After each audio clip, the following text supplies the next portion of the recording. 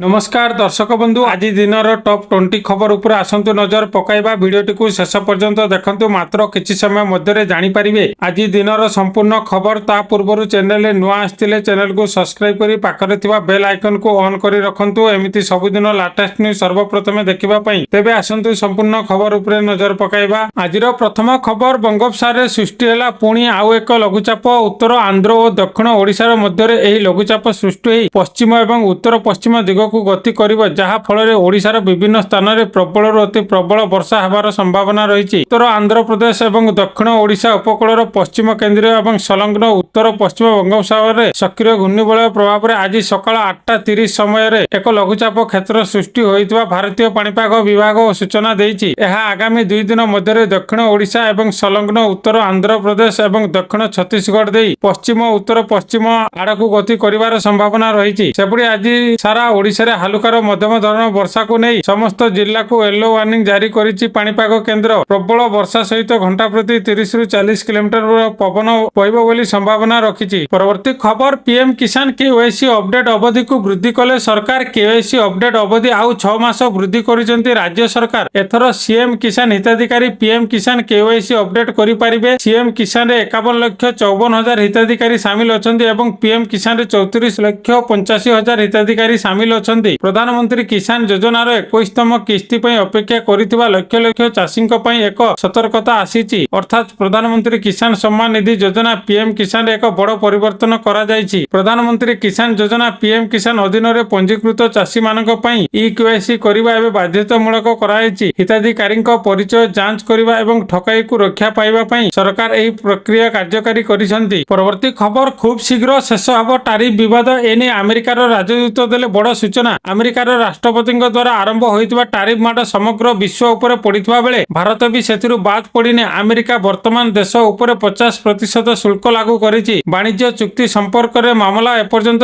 विचाराधीन अछि किंतु एही समय मध्य अमेरिका राष्ट्रदूत सेर्जियो गोर टैरिफ संपर्क रे एक बड़ सूचना दैछन्ति। से कहिसन्ति जे भारत एवं अमेरिका मध्य टैरिफ समस्यार समाधान खूब शीघ्र शेष होई पारे। से चुक्ति एवं डील को ने एक पॉजिटिव संकेत मध्य दैछन्ति। परवर्ती खबर शपथ पाठ नेले उपराष्ट्रपति सीपी राधाकृष्ण। देशर 15तम उपराष्ट्रपति भाव सीपी राधाकृष्ण शपथ ग्रहण करिसेंति। राष्ट्रपति भवन में अनुष्ठित एही उत्सव में प्रधानमंत्री मोदी गृहमंत्री अमित शाह प्रतिरक्षा मंत्री राजनाथ सिंह समेत कैबिनेट रे अनेक वरिष्ठ मंत्री उपस्थित मध्य थिले। एही अवसर में बहु वरिष्ठ बीजेपी नेता मध्य उपस्थित थिले। परवर्ती खबर आगामी 27 तारिख रे हबो स्वतंत्र ओटीईटी परीक्षा। एथिपई समस्त जिल्लापाल मानकु चिट्ठी होईछि। आगामी 27 तारिख रे हेबाकु थिबा ओटीईटी परीक्षा परिचालनार तदारक एवं आईन श्रृंखला रक्षा करने को जिलापाल मानकु चिट्ठी लिखिछन्ति बोर्ड संपादक। बोर्ड को पठा जिबा पर्यंत गोपनीय जिनिष गुड़िक परीक्षा केन्द्र रे सुरक्षित भाव रखिबा पई जिला शिक्षाधिकारी को निर्देश देबाकु जिलापाल को अनुरोध करिसेंति सांबादिक। एवं राज्यर 193 केन्द्र रे परीक्षा हबो 17 तारिख रु बोर्ड वेबसाइट www.bscodisha.ac.in रे एडमिट कार्ड उपलब्ध हबो। पूर्वाह्न 9 टारु 11:30 पर्यंत प्रथम परीक्षा अनुष्ठित हबो एवं अपराह्न 2 टारु 4:30 पर्यंत द्वितीय परीक्षा आरंभ हबो। परवर्ती खबर सार कला बजारी उपरे सर्जिकल स्ट्राइक। मुख्यमंत्री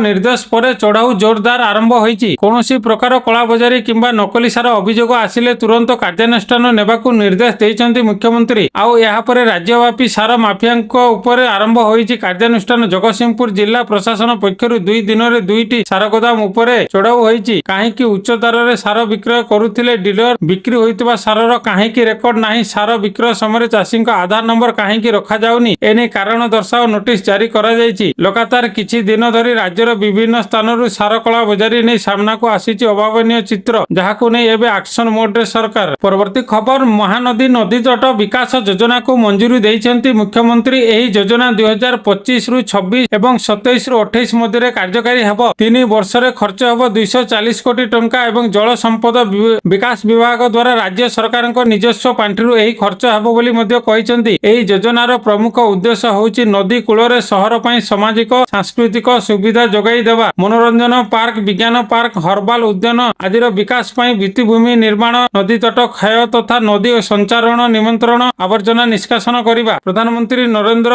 मोदी नेतृत्व में महानदी नदी तट विकास योजना को मंजूरी देइथिबारु एक्स अकाउंट रे पोस्ट करी मुख्यमंत्री को धन्यवाद जणाइछन्ति केंद्र शिक्षा मंत्री धर्मेंद्र प्रधान। परवर्ती खबर 10 मिनिट धरी नीलचक्र निकट ଚକ୍କର ମାରିଲା ଅଜଣା ଡ୍ରୋନ୍। ବାରମ୍ବାର ନିୟମ ଉଲ୍ଲଂଘନ ପରେ ସୁରକ୍ଷାକୁ ନେଇ ଉଠିଲା ପ୍ରଶ୍ନ। ଶ୍ରୀମନ୍ଦିର ଉପରେ ପୁଣି ଉଡ଼ିଲା ଡ୍ରୋନ୍। ଆଜି ସକାଳୁ ପ୍ରାୟ 10 ମିନିଟ୍ ଧରି ମନ୍ଦିର ଉପରେ ଭାଗ ନୀଳଚକ୍ର ନିକଟରେ ଏକ ଡ୍ରୋନ୍ ଚକ୍କର ମାରୁଥିବାର ଦେଖିବାକୁ ମିଳିଥିଲା। ଶ୍ରୀମନ୍ଦିରରେ ପୁଣି ଡ୍ରୋନ୍ ଉଡ଼ିବା ପରେ ଶ୍ରୀମନ୍ଦିର ସୁରକ୍ଷା ନେଇ ପ୍ରଶ୍ନବାଚ ସୃଷ୍ଟି ହୋଇଛି। ଗତକାଲି ରାତିରେ ବି ନୀଳଚକ୍ର ଠାରୁ ସିଂହଦ୍ୱାର ଏବଂ ସିଂହଦ୍ୱାର ଠାରୁ ଉତ୍ତର ଦ୍ୱାର ପର୍ଯ୍ୟନ୍ତ ପରିକ୍ରମା ମାର୍ଗ ଉପରି ଭାଗରେ ପ୍ରାୟ 15 ମିନିଟ୍ କାଳ ପଇଁତରା ମାରିଥିଲା ଡ୍ରୋନ୍। କେଉଁଠାରୁ ଡ୍ରୋନ୍ ଅପରେଟ ହେଉଥିଲା ଓ କିଏ ଏହାକୁ ଅପରେଟ କରିଛି ତାହା ବର୍ତ୍ତମାନ ସୁଦ୍ଧା ଜଣାପଡ଼ି ନାହିଁ। ସେପଟେ ଆଜି ସକାଳୁ ବି ଡ୍ରୋନ୍ ଉଡ଼ିବା ପୁଲିସ ପାଇଁ ଏକ ଚ୍ୟାଲେଞ୍ଜ ହୋଇଛି। ଶ୍ରୀମନ୍ଦିର ଉପରେ ବାରମ୍ବାର ଡ୍ରୋନ୍ କ୍ୟାମେରା ଉଡ଼ିବା ଘଟଣା ସାମ୍ନାକୁ ଆସିଥିବା ବେଳେ ଶ୍ରୀମନ୍ଦିର ସୁରକ୍ଷା ପ୍ରତି ବିପଦ ସୃଷ୍ଟି ହେଉଛି। ନୋ ଫ୍ଲାଇଂ ଜୋନ୍ରେ କିଭଳି ଭାବେ ଓ କିଏ ବାରମ୍ବାର ଡ୍ରୋନ୍ ଉଡ଼ାଉଛି ତାକୁ ନେଇ ପ୍ରଶ୍ନବାଚୀ ସୃଷ୍ଟି ହୋଇଛି। ପରବର୍ତ୍ତୀ ଖବର, ଭାରତ ମରିସସ୍ ସମ୍ପର୍କରେ ଯୋଡ଼ି ହେଲା ନୂଆ ଅଧ୍ୟାୟ। ସ୍ଥାନୀୟ ସମୁଦ୍ର ବ୍ୟବସାୟ ପାଇଁ ହେଲା ଆଲୋଚନା। ମରିସସ୍ ପାଇଁ ଭାରତ ସରକାରଙ୍କ ପକ୍ଷରୁ $215 ମିଲିୟନ ସହାୟତା ଘୋଷଣା କରାଯାଇଛି। କିନ୍ତୁ ଏହା ସହାୟତା ନୁହେଁ। ମରିସସ୍ ଉପରେ ଭାରତର ବଡ଼ ପୁଞ୍ଜିନିବେଶ। ଆଗାମୀ ଦିନରେ ଏହାର ସୁଫଳ ମିଳିବ ବୋଲି କୁହାଯାଇଛି। ଭାରତ ଓ ମରିସସ୍ର ଦୁଇଟି ଦେଶ ହେଲେ ମଧ୍ୟ ଗୋଟିଏ ସ୍ୱପ୍ନ ଓ ଲକ୍ଷ୍ୟ ରହିଥିବା କହିଛନ୍ତି ପ୍ରଧାନମନ୍ତ୍ରୀ ମୋଦି। ପ୍ରଥମ ଥର ପାଇଁ ଭାରତ ବାହାରେ ମରିସସ୍ର ଜନ ଔଷଧି କେନ୍ଦ୍ର ଖୋଲାଯିବ। IIT Madras, Indian institute of plantation management ପକ୍ଷରୁ ୟୁନିଭର୍ସିଟି ଅଫ୍ ମରିସସ୍ ସହ ସ୍ୱାକ୍ଷରିତ ହୋଇଛି ରାଜିନାମା। ପରବର୍ତ୍ତୀ ଖବର, ପେନ୍ସନକୁ ନେଇ ସରକାର ବଡ଼ ଘୋଷଣା କରିଛନ୍ତି। କେନ୍ଦ୍ର ସରକାର ନିକଟରେ ୟୁନିଫାଇଡ୍ ପେନ୍ସନ ଯୋଜନା ୟୁପିଏସ୍ରେ ଏକ ଗୁରୁତ୍ୱପୂର୍ଣ୍ଣ ପରିବର୍ତ୍ତନ ଘୋଷଣା କରିଛନ୍ତି। ଏହି ନିୟମ ଅନୁଯାୟୀ ଯେଉଁ କର୍ମଚାରୀମାନେ ସ୍ୱେଚ୍ଛାକୃତ ଅବସର ଭିଆର୍ଏସ୍ ନେଉଛନ୍ତି ସେମାନଙ୍କୁ ତୁରନ୍ତ ପେନ୍ସନ ଲାଭର ସୁବିଧା ମିଳିବ। ପୂର୍ବରୁ ଏହି ଯୋଜନା ଭିଆର୍ଏସ୍ ପରେ ପେନ୍ସନ ପାଇଁ ଦୀର୍ଘ ଦିନ ଅପେକ୍ଷା କରିବାକୁ ପଡୁଥିଲା। କିନ୍ତୁ ଏହି ପରିବର୍ତ୍ତନ ସତ୍ତ୍ୱେ କର୍ମଚାରୀ ସଂଗଠନ ଗୁଡ଼ିକ ଏହାକୁ ପର୍ଯ୍ୟାପ୍ତ ମାନେ କରୁନାହାନ୍ତି ଏବଂ ପୁରୁଣା ପେନ୍ସନ ଯୋଜନା ଓପିଏସ୍ର ପୁନଃସ୍ଥାପନ ପାଇଁ ଦାବି ଜାରି ରଖିଛନ୍ତି। ପରବର୍ତ୍ତୀ ଖବର, ବଦଳିବ ବାଲିଯାତ୍ରା ନାଁ। ଏଥର ବାଲିଯାତ୍ରା ନାଁ ହେବ ଐତିହାସିକ ବାଲିଯାତ୍ରା କଟକ 2025। ଆଗରୁ କେବଳ ଐତିହାସିକ ବାଲିଯାତ୍ରା ଲେଖାଯାଉଥିଲା। ଏ ବର୍ଷ ନଭେମ୍ବର 5ରୁ 12 ପର୍ଯ୍ୟନ୍ତ ବାଲିଯାତ୍ରା ଅନୁଷ୍ଠିତ ହେବ। ଏ ବର୍ଷ 34 ଏକର ପରିବର୍ତ୍ତେ 60 ଏକର ଜାଗାରେ ବାଲିଯାତ୍ରା ହେବ। ବାଲିଯାତ୍ରା ପୋର୍ଟାଲରେ ରହିବ ଏନେଇ ସବୁ ତଥ୍ୟ। ଟ୍ରାଫିକ୍, ପାର୍କିଂ ସମ୍ବନ୍ଧୀୟ ସମସ୍ତ ତଥ୍ୟ ରହିବା ଏଥିରେ। ଜିଲ୍ଲା ସାଂସ୍କୃତିକ ପରିଷଦ ପକ୍ଷରୁ ସାଂସ୍କୃତିକ ଦଳ ଚୟନ କରାଯିବ। ପରବର୍ତ୍ତୀ ଖବର, ଦୀପାବଳି ପୂର୍ବରୁ ଆସିଲା ଖୁସି ଖବର। କେନ୍ଦ୍ର ସରକାର ଖୁବ୍ ଶୀଘ୍ର ଦୀପାବଳି ପୂର୍ବରୁ ଏଟିଏମ୍ରୁ ପିଏଫ୍ ଟଙ୍କା ଉଠାଇବାର ସୁବିଧା ପ୍ରଦାନ କରିପାରନ୍ତି, ଯାହା ବିଷୟରେ ବହୁତ ଦିନ ଧରି ଆଲୋଚନା ହେଉଥିଲା। ଶ୍ରମ ଏବଂ ନିଯୁକ୍ତି ମନ୍ତ୍ରୀ ମନସୁଖ ମାଣ୍ଡଭିୟାଙ୍କ ଅଧ୍ୟକ୍ଷତାରେ ଅକ୍ଟୋବର 10ରୁ 11ରେ ଏନେଇ ଏକ ବୈଠକ ଅନୁଷ୍ଠିତ ହେବାକୁ ଯାଉଛି। ଆସନ୍ତା ମାସରେ ଏହାର ବୈଠକରେ ଇପିଏଫ୍ଓ 3.0 ଉପରେ ବିଚାର କରିପାରେ ଏବଂ ଇପିଏଫ୍ଓ 3.0 ଅଧୀନରେ ଆପଣ କେବଳ ଏଟିଏମ୍ରୁ ପ୍ରଧାନମନ୍ତ୍ରୀଙ୍କ ଟଙ୍କା ଉଠାଇ ପାରିବେ ନାହିଁ, ବରଂ ଗୁଗଲ ପେ, ଫୋନ ପେ କିମ୍ବା ପେଟିଏମ୍ ଭଳି ଆପ୍ ମାଧ୍ୟମରେ ପିଏଫ୍ ଉଠାଣ ମଧ୍ୟ ସମ୍ଭବ ହେବ। ଅର୍ଥାତ୍ ଏବେ ଆପଣଙ୍କୁ ପିଏଫ୍ ଦାବି କରିବା ପାଇଁ ଆକାଉଣ୍ଟରେ ଛୋଟ ପରିବର୍ତ୍ତନ କରିବା ପାଇଁ ପିଏଫ୍ ଅଫିସକୁ ଯିବାକୁ ପଡ଼ିବ ନାହିଁ, ବରଂ ଆପଣ ଘରେ ବସି ଏହି କାମ ବହୁତ ଆରାମରେ କରିପାରିବେ। ଏହାର ସାହାଯ୍ୟରେ ଆପଣ ପିଏଫ୍ ଆକାଉଣ୍ଟରୁ ବାଲାନ୍ସ ଏବଂ ଅବଦାନକୁ ମଧ୍ୟ ଟ୍ରାକ୍ କରିପାରିବେ। ପରବର୍ତ୍ତୀ ଖବର, ଇଏମ୍ଆଇ ନ ଦେଲେ ଫୋନ୍ ଲକ୍ କରିଦେବ ବ୍ୟାଙ୍କ। ଏନେଇ ଆରବିଆଇ ଆଣିବ ନୂଆ ନିୟମ।